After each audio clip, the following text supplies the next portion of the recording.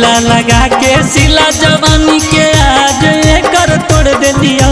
नाश करके पास करके हम ही छौड़ी के छोड़ देलिया। नाश करके पास करके हम ही छौड़ी के छोड़ देलिया। ढीला लगा के सिला जवानी के आज एकर तोड़ देलिया। ढीला लगा के सिला जवानी के आज एकर तोड़ देलिया। नाश करके पास करके हम ही छौड़ी के छोड़ देलिया। नाश करके पास करके हम ही छौड़ी के छोड़ देलिया।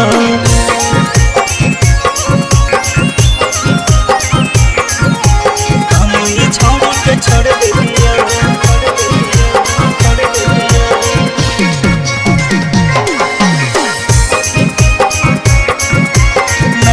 करके पास करके हम ही छौड़ी के छोड़ देलिया।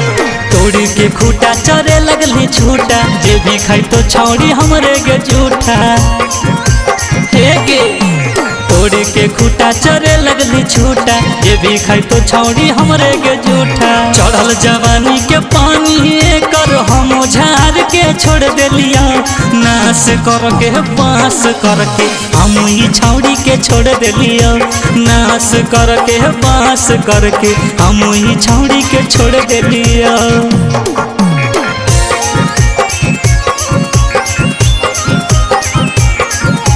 हम ही छौड़ी के छोड़ देलिया।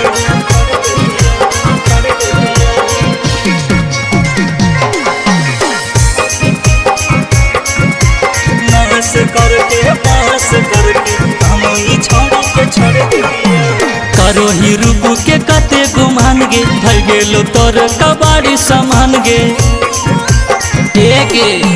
करो ही रूप के कते गुमान गे, भर गेलो तोर कबाड़ी समान गे। सौरभ साजन आशीष राहुल चाट पोछ के फेंक देलिया। नाश करके पास करके हम ही छौड़ी के छोड़ देलिया। नाश करके पास करके हम ही छौड़ी के छोड़ देलिया।